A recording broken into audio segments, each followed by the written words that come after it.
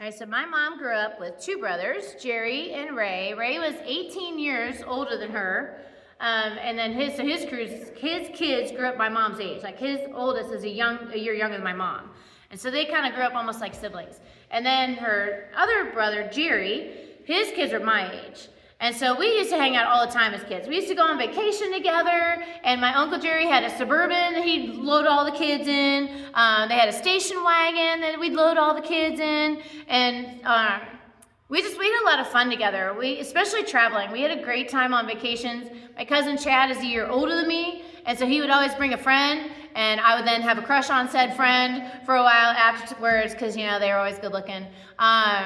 One time we would always go to Hilton Head. My parents had a timeshare in Hilton Head, and we would stay there. This was not in the script, but I'll tell you this terrible story that I did, but it's kind of funny.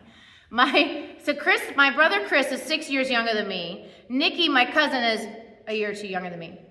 And we were trying to get Chris to play hide and seek with us, and he wasn't having it. And the place we were staying had like a balcony, like a loft. We had a balcony. And Chris is like, we're like, come on, Chris, play hide and seek with us. And he's like, no. And we're like, come on, it'll be fun. He's like, no, I don't want to.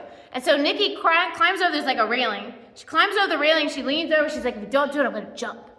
And he's like, she won't jump. And so she goes, ah! And she runs downstairs and lays on the floor like this. And Chris thought she jumped. And he's crying, and we're laughing, which was still to this day, my brother brings it up. He was scarred for life by our little prank that we pulled. And it's funny now that I think back, she got those kind of pranks from her dad. Like, this is also not in the script, but I told this story this week to a kid. A kid had like a slasher t-shirt on, like a Halloween or whatever. And when the movie Psycho came out, there's that scene where the woman's in the shower and he pulls the curtain and he's got the knife. My uncle, Jerry, who was a prankster, one day Marcia, his wife, is taking a shower and he gets a butcher knife and pulls the shower. He's like, ring, ring, ring. I can't believe they stayed married, but they did. But he was super fun to be around. One year we went on our way back from vacation. We stopped in Kitty Hawk and Colonial Williamstown and just, see those things. And we were in one of these cities, and my Uncle Jerry bought this like afro wig. He's bald, he's a white guy wearing this afro wig. And we are driving down the street, all of us loading in, I think it was a station wagon at the time. So you can imagine my mom and dad, my Jerry and Marcia, and the 5 of us kids, all piled in the back, because you know how it was with station wagons, you just threw all the kids in the back. And so we're driving down the street, and he's got this afro wig, and he's leaning out, and he's like, hey! And he's like yelling and screaming and waving at people. He was super fun. My Uncle Jerry was super fun. And that man loved his Pepsi. Like, he easily drank a 2-liter Pepsi a day, easily. And then, like, when we would go to a restaurant, this is how much the man loved Pepsi. When we go to a restaurant, he would order 2. And the waitress would say, but sir, it's free refills. He's like, trust me, you want to bring me 2. So she would bring him 2, and she'd set all the drinks down, and before she could leave the table, he's like, and I'm ready for my first refill. Like, the man loved his Pepsi. And so he eventually switched to Coke and eventually realized it was bad for him and tried to drink less of it. He also worked on the railroad, so who knows what chemicals he was working with in the railroad. So as he got older, he started having some issues in the restroom. And like most men, he's like, it's fine. I don't want to go to the doctor. It's fine. And he did not do his preventative screenings.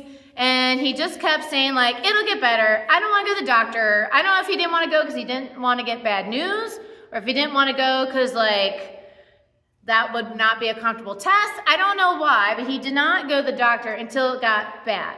When he finally did go for a colonoscopy, they found a 4-inch tumor on his colon. And so they had to remove it, colostomy bag, and for the last, I think it was another 3 years, chemo, radiation, the whole 9. And it was awful. It was an awful thing for my aunt to go through. My cousins now, as they're adults, my aunt lives up north by where my parents live now, in a little town called Bellevue, Ohio, which if you know where Cedar Point is, it's like 20 minutes from Cedar Point. So she lives there. Chad lives in Atlanta. Nikki lives in Texas. Their kids. My parents at the time were living in Louisville.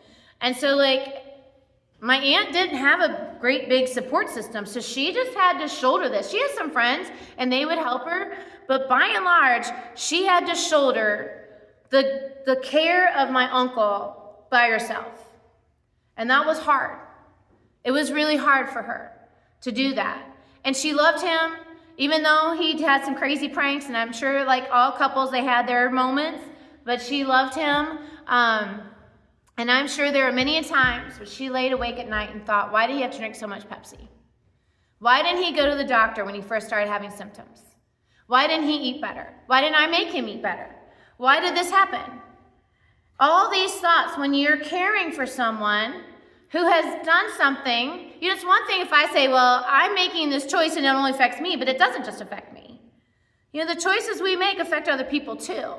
And the choices my uncle made affected my aunt.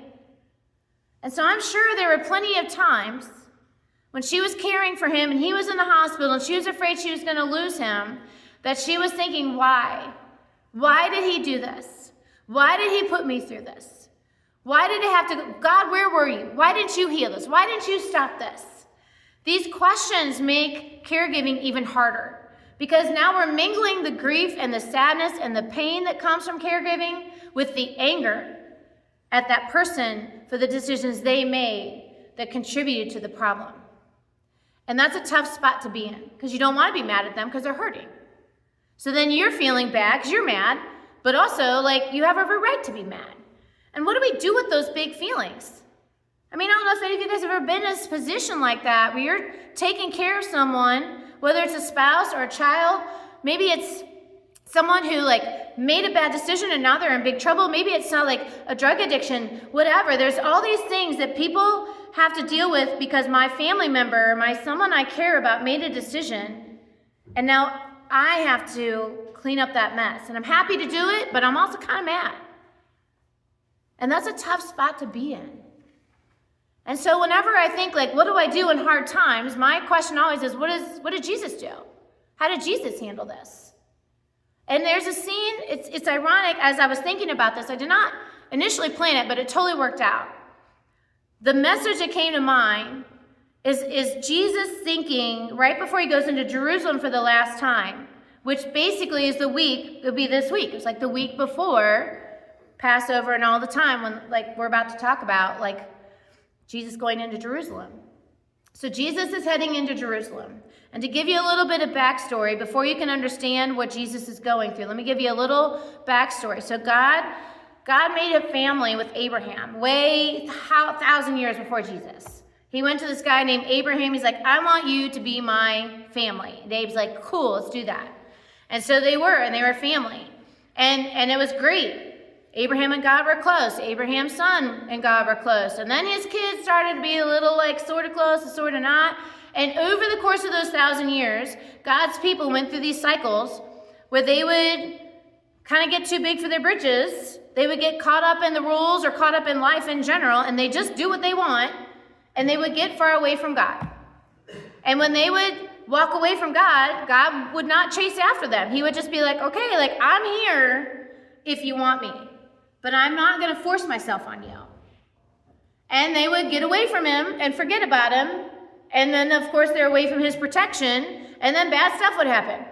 At one point in time, they had forgotten about him. They had a really great king, this guy named David. And then his son was a good king. And then after that, it was constant good, bad, good, bad. And as I would have a bad king, and the bad king wouldn't, be like, hey, let's follow God. Then these people called the Babylonians came and took them all as slaves. They went into slavery, and that was bad. And then finally, God, we forgot about you. Please come save us. So God brought them back with this guy named Nehemiah. They rebuilt Jerusalem, which is Jerusalem has been God's city for a long, long time. So he brought them back to Jerusalem. They rebuilt the wall. It was great. But over the course of that time, they got all about the rules, all about the religion, all about the traditions. And they said, we can't wait till the Messiah comes. And Jesus kept saying, he's here. And they're like, you can't be him. We think he looks different than you. We don't like you. You call us out. No, you can't be it. And he kept trying to say, no, guys, seriously, I'm the guy. And the religious leaders, the hierarchy, they liked their high positions. And they didn't like this guy, this carpenter, who walks around like the Pied Piper, saying he's the Messiah because he looks different than they think he should. And he doesn't revere them the way they think he should. And so they get mad at him. And they lead the strict Jewish people to be like, nope, not him. And so Jesus has been trying for years to get those people to believe, and they're not having it. And so Jesus knows what's going to happen. That same cycle is about to happen. He knows that it's going to get real for them. He knows Jerusalem gets sacked. About 30 years after Jesus died, Jerusalem is sacked and torn down, and all the people, like a lot of the Jewish people, died. And Jesus knows that's going to happen. And he's tried to prevent it. If they would just say yes to Jesus, and yes to God, then that wouldn't happen, but they won't. And so here's Jesus. He's sitting outside the city. I imagine, I didn't look up whether Jerusalem's on a hill or in a valley, but the way I picture it in my mind, he's sitting on a hillside and Jerusalem's down in this valley. And he's looking over the city. He can see the whole city. He's coming into Jerusalem for what will be the last time. He knows that he is going to his death. But he also knows that his people are going to their death. He knows that if they don't straighten out, it's not going to go well for them. So he's like, as he came closer to Jerusalem, he sees the city, he began to weep. He's like, oh, how I wish today that you of all people, he's talking about the Jewish people, the Jewish leaders, the strict, staunch Jewish people. How I wish you of all people would understand the way to peace. But now it's too late. Peace is hidden from your eyes. Before long, your enemies are going to build ramparts against your walls. They're going to encircle you.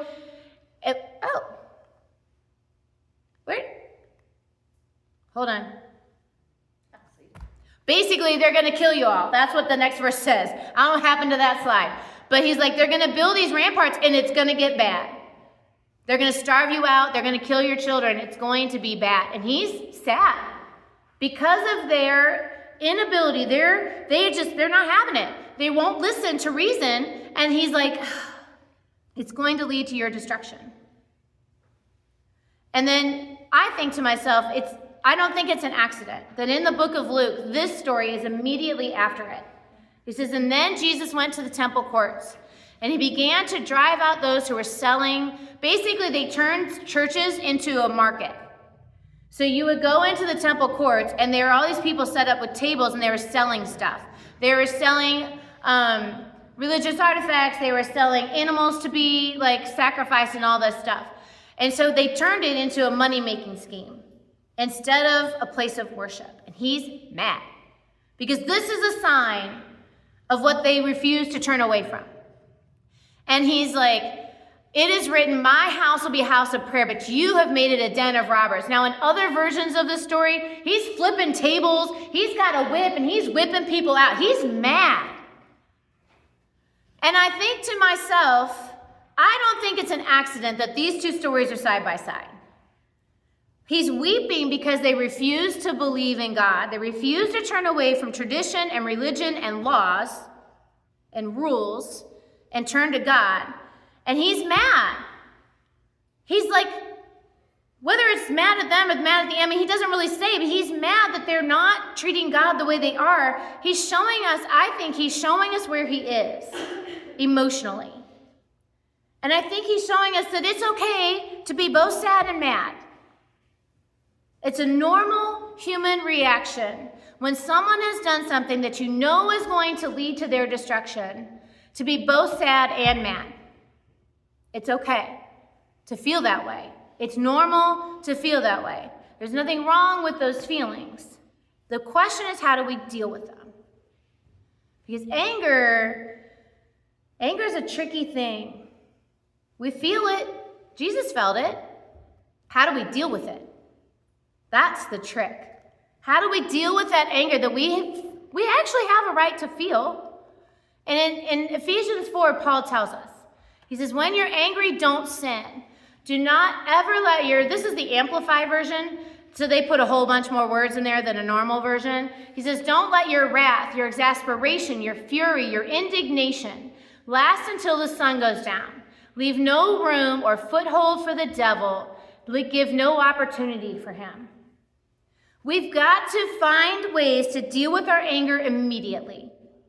We've got to find ways to give it to God immediately. Because if you let it sit and fester, it's like a poison, and that poison grows and blooms within you. And when you do that, you're inviting the enemy to come and sit with you. Like, I picture myself laying in bed, and I get mad. I got a temper, you guys. I hide it from you, hopefully well, but I have a temper. There is some Irish blood in me, and I get mad.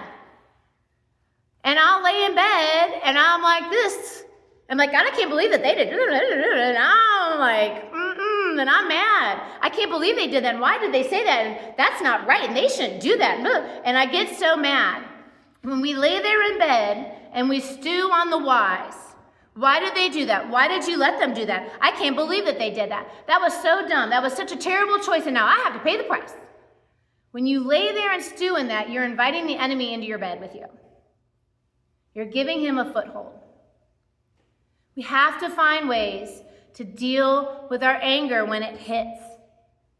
It's okay to feel the anger. And you can be angry at God. A lot of people are like, well, I can't be mad at God. You can be mad at God. He gets it. But you got to give that anger to him.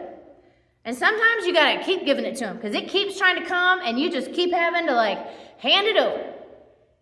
Because if you don't hand it over, if you let it sit and simmer and stew, that poison allows the enemy in to your life. It allows the enemy to sit and whisper his lies. Can you believe they did that? Well, this is all their fault. They obviously weren't thinking about you. They did this and they didn't even have any consideration for how this would affect anyone else. I bet they even think about you. I bet they don't care about you. And he's going to whisper his lies in your ear, trying to get you to do something that will make the situation worse. But when we instead give that anger to God, we hand it over every time we feel it and we hand it over. And if we have to do that 1,000 times, we hand it over 1,000 times until eventually God helps us truly let go of it. Because what a lot of us do is we're like, here it is, and now I'm going to take it back. He's like, no, hand it over and give it to me. Let me deal with it. That's what we're supposed to do. Because if we let it sit still, we let the enemy in, and he's a jerk. That enemy, he's a rat fink. He is a jerk, and he will do everything he can to steal and kill and destroy. He will do everything he can to steal and kill and destroy your relationship with him, your relationship with the person you're angry at, your relationship with everybody else. Because if everyone else sees you blow up and act all crazy, that can hurt those relationships too.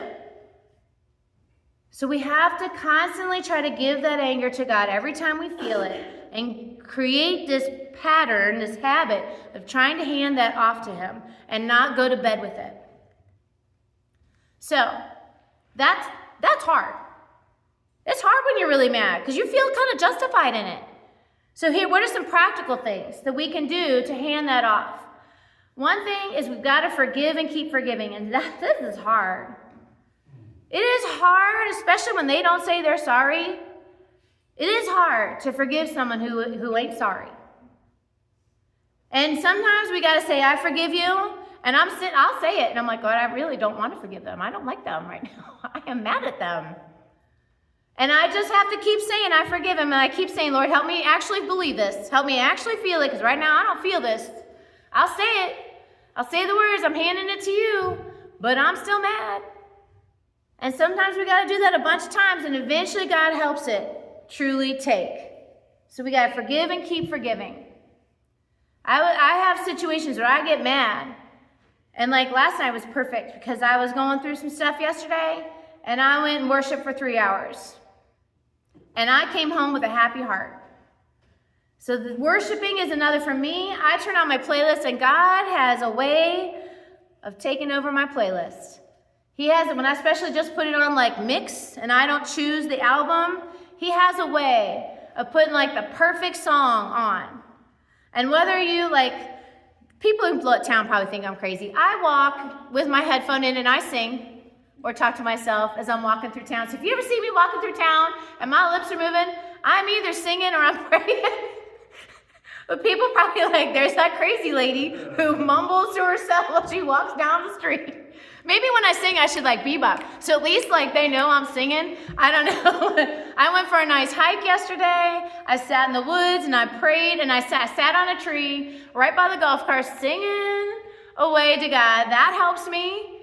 Okay, so that's another way that helps me. Or whether it's in my house or your backyard, whether you're whispering it because you're walking down the street and trying to look cool, or whether you're in your house and you are belting it out, worship helps. Because it takes your mind off of what you're mad at and puts your mind on Christ. Worship helps. I love to journal. Journaling helps me. I write my feelings down. For me, I feel like all the icky feelings are like bees buzzing around my head, and I can't even catch them because there's so many. And so as I write, it's like they flow out of me onto the page, and then I can close that book. And the bees are put safely away. So journaling is super helpful to me. I have had I'll be like, God, I can't believe it. Why does this? Blah, blah, blah. And as I write and all the blah gets out, then solutions start to show up for me. Because I have like given that to God. I kind of pray and write my feelings all together. And sometimes we need counseling. Sometimes it's bigger than us. Sometimes we're in a situation that's so bad that we need help. And counselors are trained to ask the right questions and lead you in a space where you can feel better. So counseling is okay. My generation, my parents, like if I suggest counseling to my like parents, oh, counseling's terrible. They're a bunch of quacks and they're going to make you think that your dad was a terror. Like they make all parents bad, blah, blah, blah, blah. I'm like, no, it's not true. But there's definitely a stigma for my generation. And I feel like the generation above me that counseling is for weaklings. But it's not. Counseling is great. Counseling is helpful. Okay, so there's nothing wrong with seeking mental health counseling. And also exercising and getting outside. That releases those natural endorphins. I feel like when I exercise, it helps me like walk off some of that I've got going on. So those are some practical tips. But we've got to find ways to let go of that anger. Get it out, give it to God, so that the enemy doesn't get a foothold. Because when the enemy gets a foothold, he's going to get you to do all kinds of bad stuff. So I dare you this week, a double dog dare you, to name your anger. What's that thing that is making you really mad? Maybe it's at a person. Maybe it's at God. And write it down. God, I'm angry because, don't edit. Don't try to make it. God can you want to put some swear words in there? Put some swear words in there. God can take it. He's not afraid of some swear words. Don't edit it. Just be honest. Write that down and let God speak to that. And then ask God, God, will you help me release this anger? Help me, Lord, release this bitterness before it hardens my heart, before it turns me into an angry, bitter person. You could read that story in Luke 19, or you can memorize that part of Ephesians 4:26. The version I gave you is like the long version. The NIV version is much shorter, so if you want to memorize the shorter version, that's cool. But don't let the enemy get a foothold. And then to engage others, practice an intentional act of kindness towards someone that you're caring for. Maybe not because they deserve it, but because it's just the way you love them. And maybe they don't deserve it.